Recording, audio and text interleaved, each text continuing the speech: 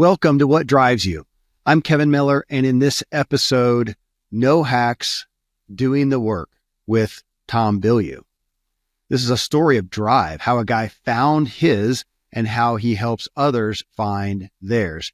Tom Bilyeu, he describes himself, as you'll hear, as a scared kid who ultimately worked his way out of his fear and co-founded Quest Nutrition. You've likely seen or bought the Quest bars and other products from grocery stores all over the country.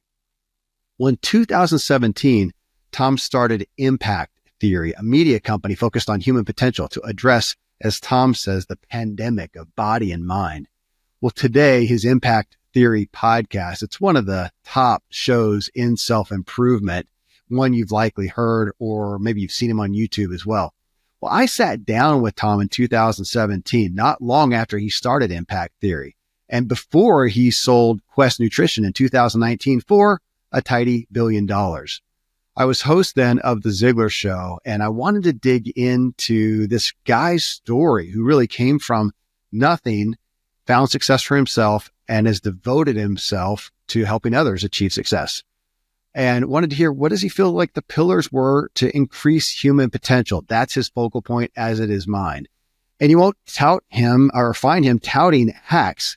He is looking at the reality of doing the work. I was going to say the hard work, but doesn't mean it's always hard. Maybe challenging, but it is work, not a hack. So I appreciate that. I appreciate a lot of what he has to say. And he is really just a master in human potential. I think you're going to enjoy this drive. Hey, when I'm not having these discussions on human potential, I'm working directly with people on theirs. You can connect with me at kevinmiller.co. Here's a few sponsors. They help make the show possible. Then drive with me a moment to consider No Hacks, Doing the Work with Tom Bilyeu. Let's see what we can learn for ourselves today. All right, Tom. So this is the best preview to an interview I've ever had because I just spent an hour listening to you on Facebook Live. I just happened upon it. So I've been listening to that and figure you're probably feeling pretty stoked right about now after all those questions. That's awesome. Yeah, I mean, for sure. The funny thing is I thought, oh, this is perfect doing them back to back because I'll be in such like a zone. So yeah, this is great. And thank you, by the way, for joining me. That's always awesome. I love it when people come on live. So it was great. I jump on. I was actually in prep for the interview here. I was looking for something that I had seen yesterday on there and happened to see you. And it was just great. And yeah, I could feel your energy and your adrenaline. And I figured you're going to be primed and amped for this show right here. 100%.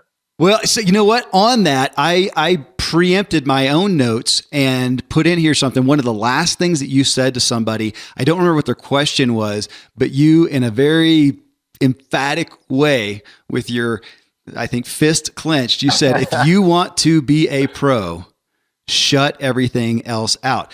And you talked from a personal standpoint that you have done that at a point to where with your marriage, you had to reconfigure a little bit. But I want you to speak to that because we have in the Ziglar listening audience, just like your audience, a lot of people who've got families, they've got jobs, they've got a lot of confines. And to hear that, it's easy for them to discount it. So speak to them in regards to how they can pursue being a pro, shut some things out, what they can and can't, but really embody that to the best they can. Yeah. I mean, this is just the truth of the human condition. If you want to be a pro, if you want to excel at anything, if you want greatness in your life, the truth is you actually have to become great. Like being a mediocre player, being above average is not the same as greatness. Greatness comes at an extraordinary cost. And I really believe that with virtually no exceptions, anyone can get good at anything. Yeah. So it comes down to how much time and energy do you want to apply to that thing? And the quote that I was talking about during my Facebook Live, I wish I could remember who said it, but it goes something like this. This is a paraphrase. But right now, somebody is working on something that you're not working on. And when you meet, they will win. Because they're putting in that energy, they're putting in that effort and that time. And if you want to be better than them when you meet, whether in a business context, in a sport, in anything, then you've got to have put in that inhuman amount of time. And so the question that was asked was, Tom, you say that you during the week, so this is the true statement. During the week, I'm either working out or working, period. Like that is it. If I'm awake, one of those two things is happening. On the weekends, I am a little bit more loose. I prioritize my wife over working. I only work on things that I really enjoy. And so I still work, but it's nothing like what it is during the week. And so he was saying, like, I want to be a professional athlete. Is that a good strategy for me? And my honest answer was no. Like, I put in, if you think of me as an entrepreneur as being the professional athlete, the good news is that my body doesn't wear out. So all that time and energy that I put for nearly a decade where I was ignoring my wife, where I was stressing my relationship, I was just all in. I did 7 days a week. If I was awake, I was working out or working. And it was grueling, but it was critical. And it was so important to get me where I am today mentally, from an education perspective, from a success perspective, but most importantly, from a competence perspective. I had to put in that work. Yeah. Well, in coming to this show, we asked you about what you wanted to deliver. And this is your quote, I want to help. You wanted to help people, get them to develop an anti-fragile, unbeatable mindset. So I've been reading up on you, researching you. And so you must have a significant story that took you from being that scared kid in Tacoma to co-founding the $1 billion Quest nutrition company. But what took you from there to devoting yourself to where you are now, to impact theory and to this personal development world? Really two things. So one was I've known for a very long time, I won't say always, but I've known for a very long time that I wanted to address both the pandemic of the body and the pandemic of the mind. And people get the pandemic of the body because it's so obvious. Like, people are dying. It's dying of diabetes, insanely visible, all of the metabolic diseases, which are way beyond just diabetes. But diabetes, like, as you're dying of that, you start getting amputated at the toes, then the feet, then the legs. It's so crazy and so horrifying that people really get it. Obesity is very visible. Like, so people understand that. The mind, however, it's invisible. And to me, it all comes down to a limiting belief system. So the way that I refer to what I'm doing in impact theory, which is it's a non-traditional studio.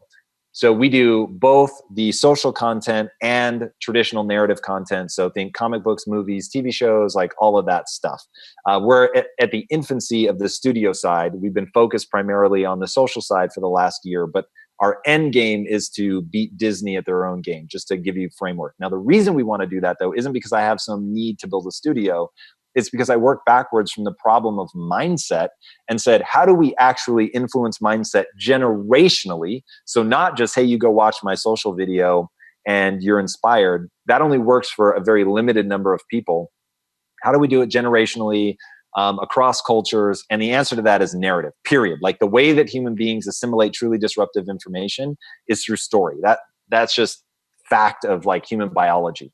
So that I knew I was going to end up dealing in the dominant forms of narrative, which are, books, TV shows, movies, comic books, video games, VR coming. We're not there yet, but like, that's something that's coming that I think will really have a big impact. So I know that those are going to be the arenas that I'm going to be in, but it has to be a self-sustaining economic vehicle. Now, I never planned to do this outside of Quest. So originally, Quest was going to be my forever company, and Operation One was to end metabolic disease, which is, addressing the body. I had just a tremendous amount of financial success there, changed my life in every aspect that you can imagine. And then I began to realize that the brand, just the way that people think about brands, like they thought of us as the protein bar guys. Right. So when the protein bar guys started doing a show about mindset, it was a disconnect. They didn't understand it. And so I realized, you can take the same person, you can take the same team, start something from scratch, giving people that perspective, and now you can build it. So because my partners didn't necessarily share my vision, it's not fair to drag them along, and it's going to be a very long, very expensive endeavor to build all of this stuff from scratch. So, like, how do we go about doing that? And it just made sense, given that I had the financial wherewithal to pull it off, to spin the studio that we had built inside of Quest, to spin it out into a standalone company. And so that's what I did. Okay. Well, so on that, I want to hit on that aspect of it. I am currently reading, I'll hold it up for you to see, The Plant Paradox book, which impressively in the back of it, when it's giving you, okay, here are the good foods, the non-lectin foods, here are the the lectin full, they had under, I can't remember what the category was, but they had Quest bars. I was incredibly impressed that out of all the myriad of options out there, that they chose you. And I was reading this, I don't know, I started a week ago or so before when we had this interview scheduled. On that, so I want to ask, you talked about the pandemic of the body and the mind, and you're focusing on the mind. Now, I come from a world similar to yours that is focused on the body. I'm talking to you right now out of a functional medicine clinic that I'm partner in. And we're keyed in there, body, mind, that's it. Where does, and I want folks to hear this, because as we look at the Ziglar Wheel of Life, which you and I are going to talk about in the next show, and the 7 spokes, one is health. One of the issues there is as we're looking at the mind, and that's where we always, we want to create, we want to go after our desires and dreams, and we want to be have a mind like a steel trap. Where do you put the body health within that structure, even if it's just priority or sequentially for having good mind health?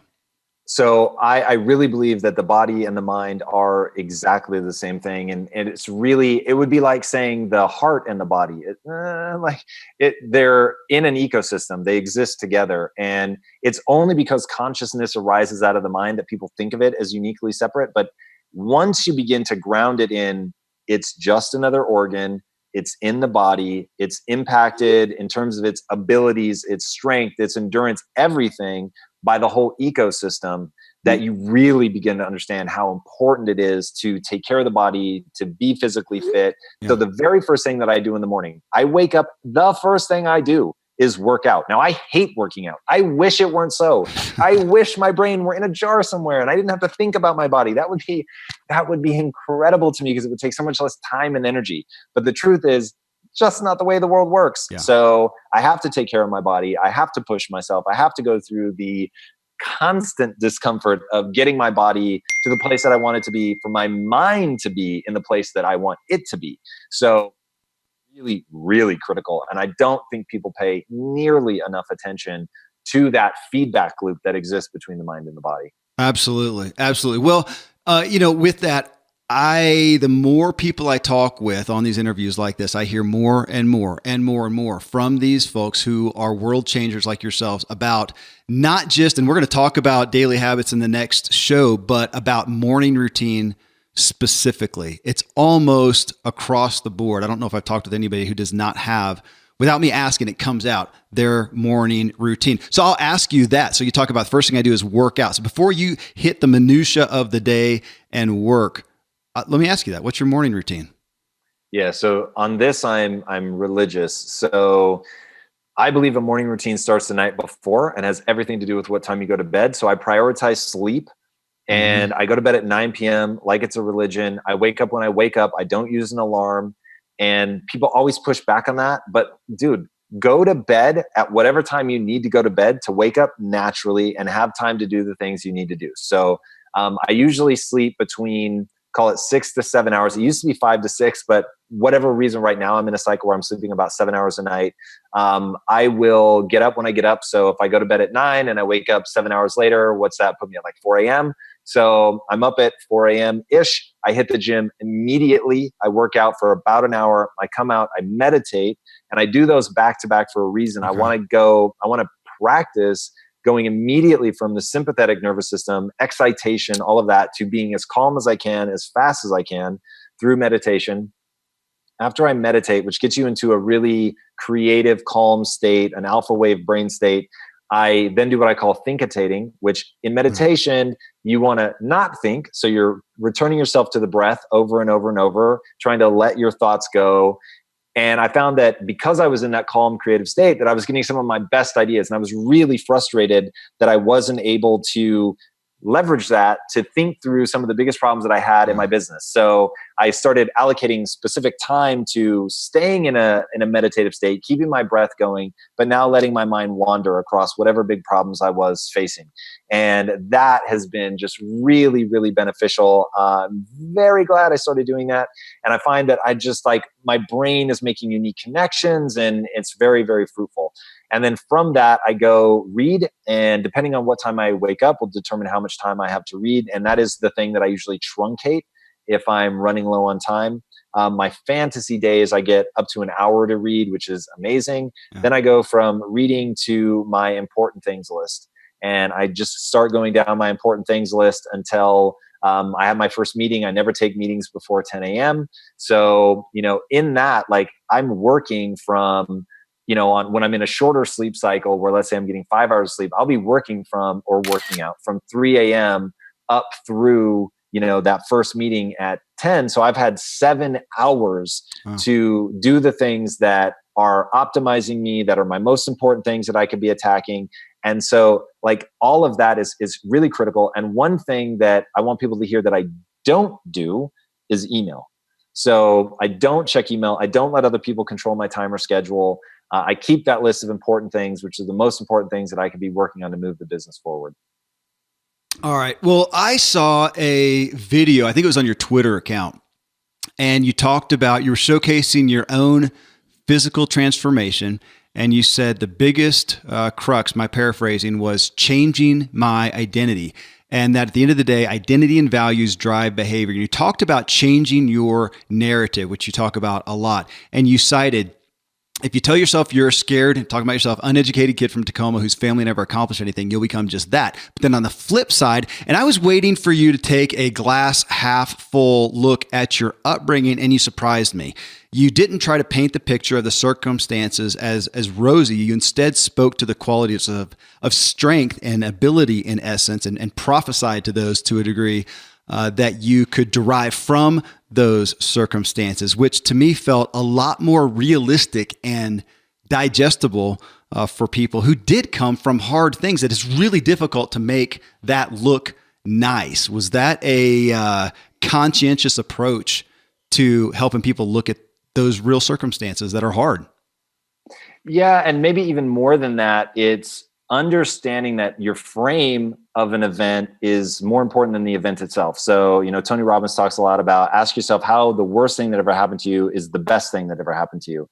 And just forcing yourself to really find a real answer to that, by the way, not some BS answer, but to really find a real answer. And there always is one. And even if it's the lesson that you learned, knowing that, like, take abuse, which is one of the worst things that could ever happen to somebody, especially when you're a child, is to be the person that then breaks the cycle, to have gone through that. Now you can be so empathetic towards other people and you can really help them. Like, even just that is already amazing to think, okay, and I wouldn't have this gift. I wouldn't be able to do that for other people if I hadn't gone through that. It doesn't make what happened okay. It doesn't make it any better. It just means that there is something amazing that's going to come out of that because you choose to focus on that.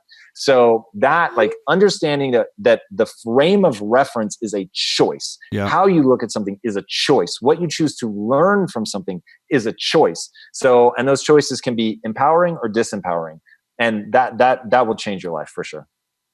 So on this, on your effort, do you feel, I'm curious, that you're, from a personal purpose here, that your messaging, your communication to people comes, your ultimate, the thing you want to deliver, that you just spent an hour on Facebook Live, comes from a passion for the culture, a burden, an anger? Where does it germinate for you? What's the feeling that drives it? So there's both. I think there's light and dark in everything. And there's no question that I have a chip on my shoulder and that I'm hell-bent to do something, and that darkness accounts for about 20% of my motivation.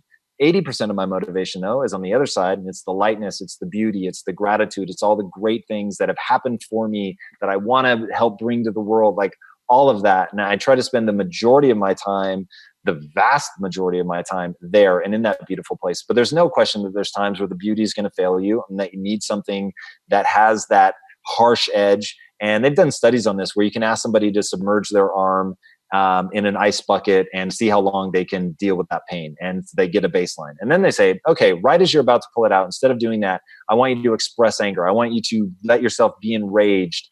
And people can leave their arm in there for 30% more. They can deal with 30% more pain because they're able to express that anger. So I find that anger, the haters, if you will, like having a chip on your shoulder about not letting them be right, in very acute moments, like that will really, really help. Now, if you let that become systemic, if that's where you spend in my estimation, more than 20% of your time becomes corrosive, ends up being bad. It does not help you, doesn't move you towards your goals. So you have to be really, really careful of that. But it is both, right? And so it is a deep frustration with how many stupid decisions I made as a kid, how lazy I was, even as into my early 20s, and being profoundly dissatisfied with myself for doing that, and really kicking myself in the ass, and like, making bigger demands and holding myself to a higher standard and being more accountable. And that all came from that, like being very, very unhappy with that. But then also then looking at, okay, how do I want to show up? How do I want to help people? Is there things that I've learned that'll be beneficial to other people that I can spend that time and do? So like my Facebook Live was, through the school of hard knocks, I have learned these things. And I think it was Aristotle, either Aristotle or Socrates, I can't remember which, that said, read so you may learn with ease what others have learned with great difficulty. And it's like, I want to do that. I want to help people learn much more easily what I have learned. And social media just gives us a chance, as you well know, right? Gives us a chance to really share that with people. Absolutely. Well, so you just mentioned emotions and in essence feelings, and I'll take that. I mean, the majority of, if I take it for face value, I look at Instagram, I look at Twitter, I look at Facebook even, and what you're putting out there, it's very forward focused, it's very forward thinking, and yet you are talking about emotions and feelings. And I want you to kind of speak to where that is, because I think people can often hear that, here you are, you're driving, let's go forward. Let's not worry about what's happening right now. Let's just go towards the goal. And yet I know you also do put emphasis on your past and dealing with that, on emotions, on feelings. Help kind of clarify that for folks so that they can understand that you're not just the guy who has no feelings and is only going forward. Well, yeah, I think I have maybe the most feelings. So first of all, feelings are the body's way of telling you something. And let me say it more specifically. It's the subconscious, the subconscious's form of communication. So your emotions are all that data that's being processed by the subconscious, which they say is faster and vaster. It's speaking to you by giving you emotion. So whether that's an unease, whether that's excitement, that is your subconscious telling you something. Now, I try to always listen to my subconscious because it is able to process data faster and faster than I can consciously. The conscious mind is like the very small tip of a gigantic iceberg.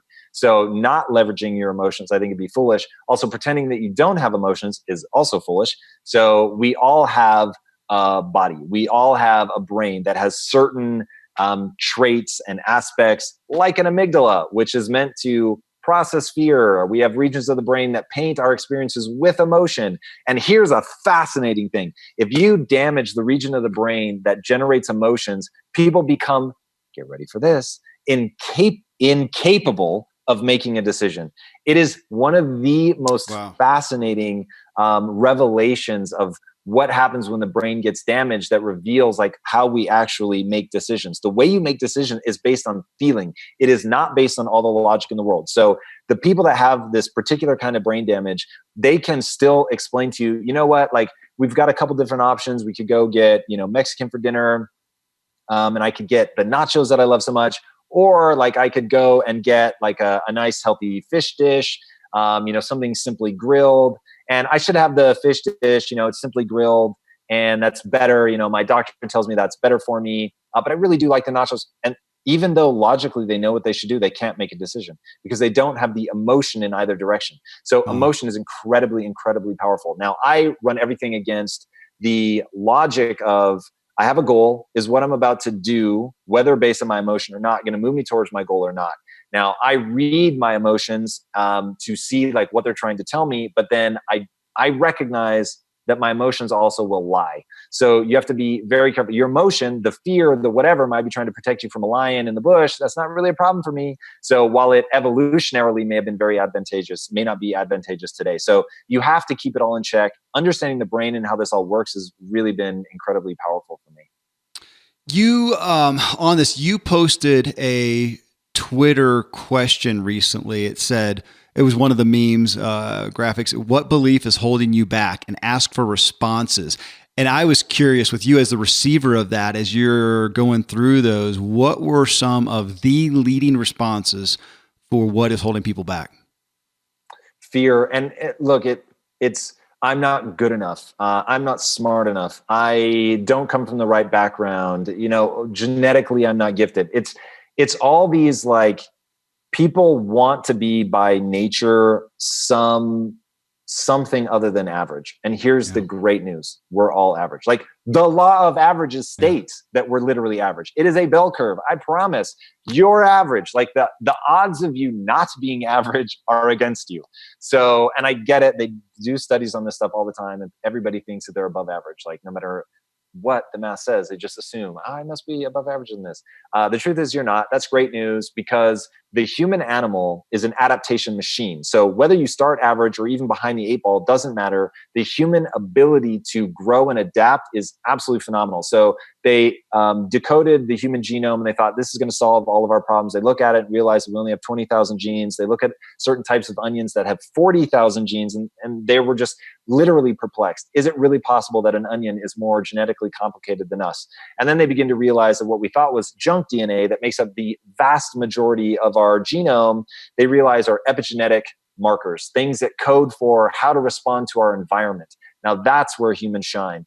The human ability to adapt to our environment, whether that's an emotional environment that we create for ourselves, going into the gym and creating an alternate physical environment, running marathons, like whatever the environment is that you create for yourself, like, we will adapt to that environment, and we will get good at dealing with that environment, which is utterly fascinating. The number of environments that we can respond to with both physiological adaptations. There was a woman that swam the Bering Strait with nothing more than a wetsuit. The Bering Strait is essentially liquid ice. I mean, it was about as cold as you're going to get without freezing. And she swam it with just a wetsuit. And I forget how long she was in the water, but it was a very long time, where most people would get into hypothermia and die. And she didn't, because she spent a year acclimatizing herself to the cold. So it is unimaginably cool, the way that the body and the mind can respond. So, but you have to put yourself through that stressor. So don't worry about where you start, worry about where you want to go, the price you're willing to pay to get there. That's really the ultimate thing about being a human being, is that, like, putting yourself through that transformation process. So when people write in and say that they're afraid, when they think I don't have money, or I don't have the right genetics, or whatever their excuse is to recognize that the excuse is valid, but it doesn't help you, and you can adapt. Go about placing the stressors on yourself to become capable. Okay, well, you just mentioned the price that we're willing to pay. So another post, and I spent a long time just looking at your core messages, but you had one that resonated with me a lot. I'm not a fan of the word easy, and your quote was, "Don't ask what's the least you can do. Ask what is the most that you can bear." How do you find that message, though, the engagement or the acceptance of that, when we've got a culture who is admittedly very focused on comfort from, the easy things that we don't want to get off the couch to change the channel, or out of the car to lift the garage door. Now we have car doors that open for themselves, and remote control lawnmowers, and so on and so on, so we can sit down. And then we go pay for a gym membership, of course. Maybe we can hire personal trainers to work out for us at some point. So, here we are. That is the culture, and it is what it is. And you put a message out like that, feels like it's a big, and I understand it. It's a big paradigm shift for folks, don't you find? It's interesting, because in what I found in my community is people self-select. So the vast majority of the world, obviously, if they were to encounter my page, would be like, yeah, this guy is full of shit, and they just have no interest. But for the people that stay and are like, whoa, this really resonates with me, so I consider myself a filter, they resonate with that image, that notion, those ideas. And so I don't get pushback. And so most of, not entirely, but most of the comments and feedback that I get are, I needed to hear this. Thank you so much. And the great news is, it's the truth.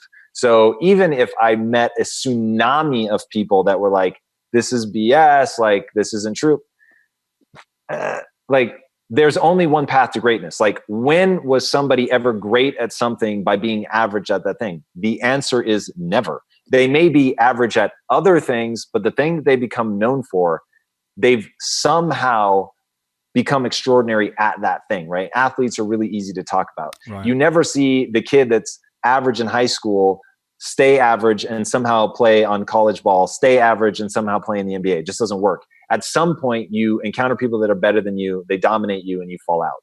So yeah, there's only one path to success, and that's to be better than everybody else. Well, I love the athlete analogy because, yeah, we sit on the couch on Sundays or every day now that they have, football or whatever playing, and are get livid at, oh my gosh, that guy, and criticize, folks. And we want them to totally go for it, and we cheer when they did, and yet we're sitting on the couch. I mean, your analogy there reminds me, we just interviewed Donald Miller in his book, A Million Miles in 1,000 Years. He talked about that. His story for the past year is he worked, saved up some money, and bought a vacuum cleaner or something. Who cares? What kind of story is that? And he wanted to live a greater story, which takes what you're talking about. If you can, I'm curious, Tom, again, with the amount of content that you put out, with the size of your audience, if you could fill an audience with 50 people, that's your target market, the people that you resonate most, the people that inspire you to talk to, who are they? It's anybody that feels like they could do more, they could be more, but they don't know how to do it. They're willing to put in the work, but they really need to understand how to shape their mind. That's it. And the movie The Matrix for me is the perfect metaphor. And Neo is the kind of person that I'm looking for. It's somebody who's already asking the question, what is the Matrix? And I don't think we actually live in the Matrix, but it's just a fascinating metaphor. So you've got a guy who's already asking the question, who feels like he could do more, he could be more, and he's open to the information. He's open to being changed. And that is, I think, the critical recipe for anybody that wants to get better. You have to be open to it, right? It's going to take a paradigm shift, because I believe that wherever you are in life, your talents and your current intelligence has gotten you to that place. It's not going to take you any farther. So you're going to have to improve your skill set. You're going to have to get smarter in order to go any farther. Love the Matrix focus, and I see that in a lot of your content. Take the red pill. Exactly. You, of course, are bringing to all of us your message from your heart, from your experience, from your wisdom, from your struggles. You also bring in, as I do, the best of the best that are out there. And your interviews, matter of fact, that's how I found out about you. I got contacted about having you on the show a long time ago, and I knew you as the Quest guy. I didn't know much more than that. Then I saw somebody, I'm sure, tagged me on it, and I saw the interview that you did with Simon Sinek on millennials, which was dramatic. I sent it to my kids immediately, and I'm sure I shared it on social media. But it showcased to me what you were doing and got me into your fold. In those interviews, well, I'll ask, from recent interviews that you have done, whose message is foremost rolling around in your head right now, past few days? Well, it's not a new message over the past few days, but the guy that I'm obsessed with is David Goggins. That guy is just unbelievable. So he was a Navy SEAL, and he believed growing up that he was the weakest man that God ever created, and he wanted to become the toughest man alive. And he said, look, I don't know if I have accomplished it or not, but I needed that goal, and that was the thing that I went after. And man, talking to that guy, if he isn't the toughest guy that ever lived, he's damn close. It's very, very impressive. Ultra endurance athlete who's just done some of the most incredible things I've ever heard of in my life. So inspiring. And he really occupies a lot of my brain. I now think I have a David Goggins region of my brain that kicks in when I'm feeling lazy or weak and I need something to really get me going again.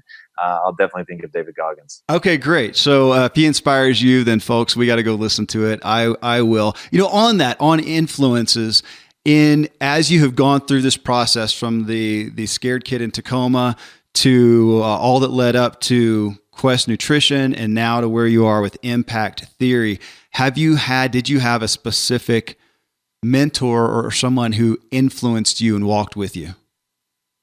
Oh, geez. The way you say that's really great. So the person that's had the biggest influence on my life and definitively has walked with me is my wife. And I just really, truly would not be the person that I am today. And that's not me saying that to protect my marriage, because she might listen to this. That is me, truly, when I think about who shaped me as a human, her. And the biggest impact that she's had for sure is every time I'm knocked to my knees and I'm just exhausted emotionally and I just don't see the way forward.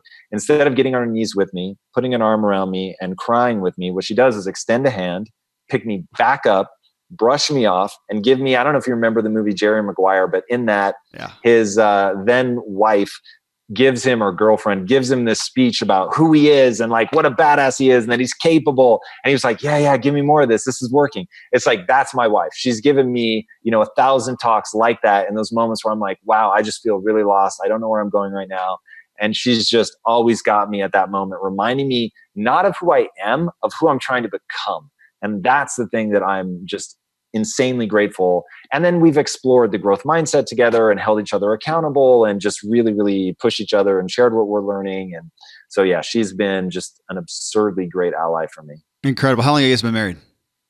We've been married for 15 years, together for 17. Got it. Beautiful. All right. Wait, I saw on your site, this is an off tangent thing. You have a book list. You should do, if you don't have it, a movie list. So far, we've got The Matrix and Jerry Maguire, both that I own. I'm curious as the other ones. So there you go. So sometime put that out there. I'd love to see it. No, that's a great idea. We actually just launched a YouTube channel called Impact Theory Studios, where like I said at the beginning of this, the whole goal is to build a studio to rival Disney. So we're now going to be putting out social content that is all geared around how I extract knowledge from movies. So awesome. I think it'll be a different take on that, but we'll be talking about TV shows, movies, like what you can learn about leadership from Game of Thrones, stuff like that. We just did a review or a panel discussion really on Blade Runner 2049, which talking about identity, memories, how to use them, how they work against you.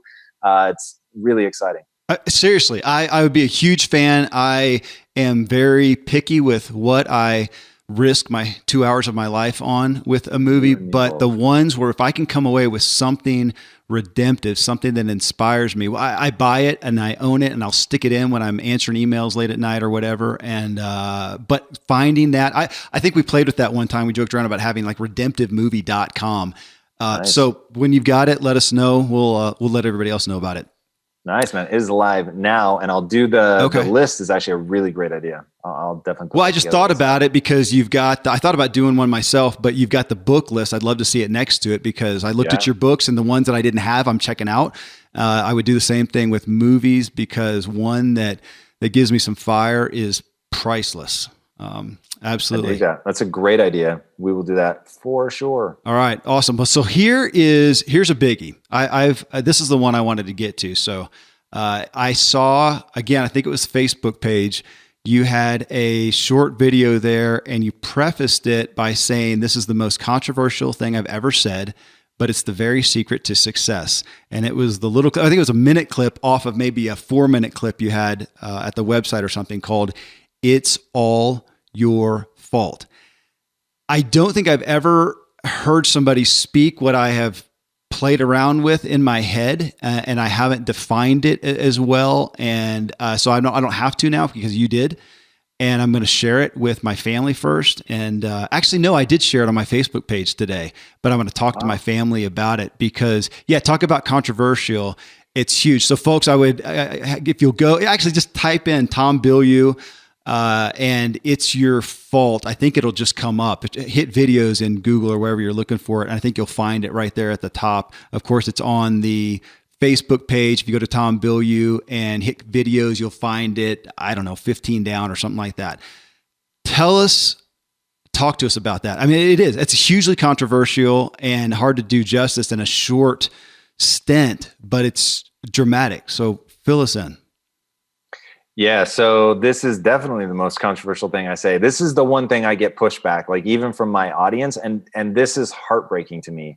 And the reason it's heartbreaking is until you do this, you're never going to succeed. Like that, I can't say it any more plainly than that.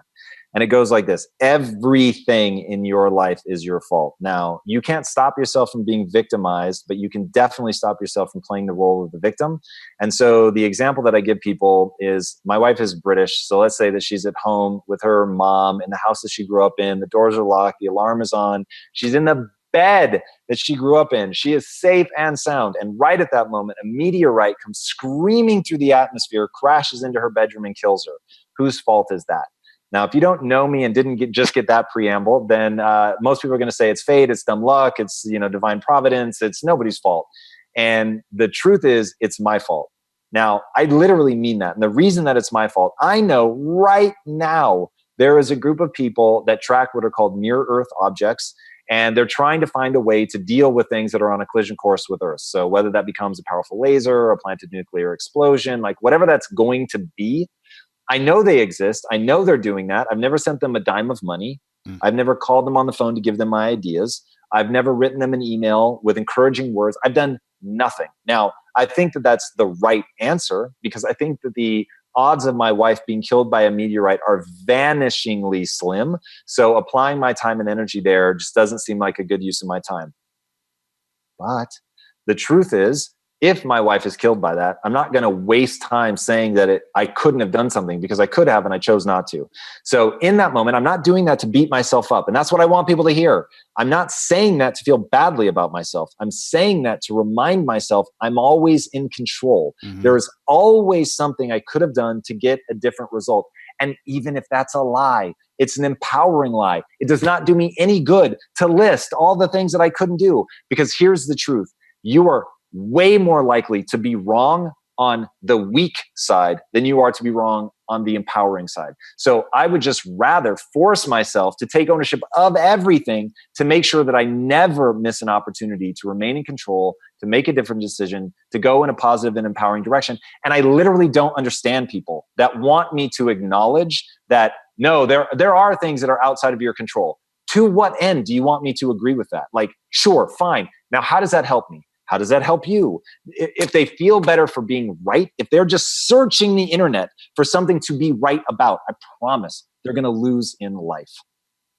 Okay, well, let's dig in more. And again, this is something that resonates with me, but I haven't put it out there either, because it's not only controversial. I don't think I have understood how to define it. So to what you said, can we assume that the reason that we want to put blame out there, the reason we want to, is because we're trying to get rid of the possibility of guilt and shame on ourselves? So what you're saying sounds like an offering to open your arms wide open and take the guilt and shame for everything.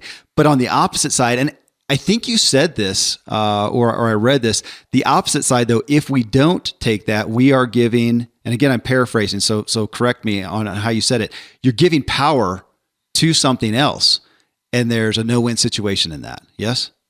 Yeah. So first of all, I don't want the guilt and shame. I'm not taking on the guilt and shame unless that serves me. If feeling guilty and shaming myself is going to move me towards my goals, then I'll do it. But the odds are that it's not going to.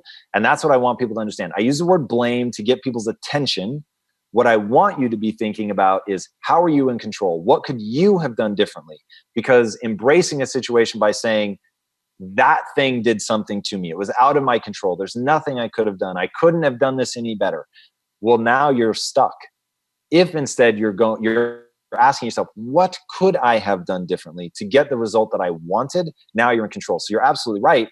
If you refuse to own it, if you refuse to say I could have done something differently, then you're giving power over to something else. And really think about what it means to take ownership of meteorites. People actually do it, so it actually is possible. And when you think like that, then to me, you get into Elon Musk territory, where it's like, he looks at what's going on with pollution and goes, well, no one else is creating the electric car company, so I guess I have to do it. We're not an interplanetary species yet, so I guess I'm going to have to do it. The rockets don't exist, so I guess I'm going to have to build them, right? And he just does it. He's never saying like, oh my God, like this problem is unovercomable. It's so big, and I wish that other people weren't polluting, and I wish that the government would legislate our way out of this. He just says, how can I own it? How can I create the solution? And that is the absolute moral of my story. Stay in a solution-oriented mindset, period. Don't blame yourself. Don't worry about guilt, shame. It's just all about ownership.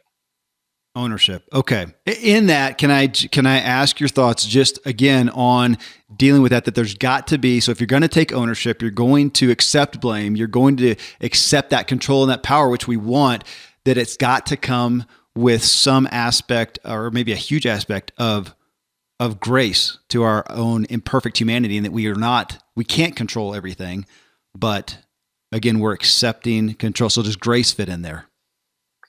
It's interesting. That's a really fascinating word. And I think that will help people. Like, meet yourself with compassion, meet yourself with love.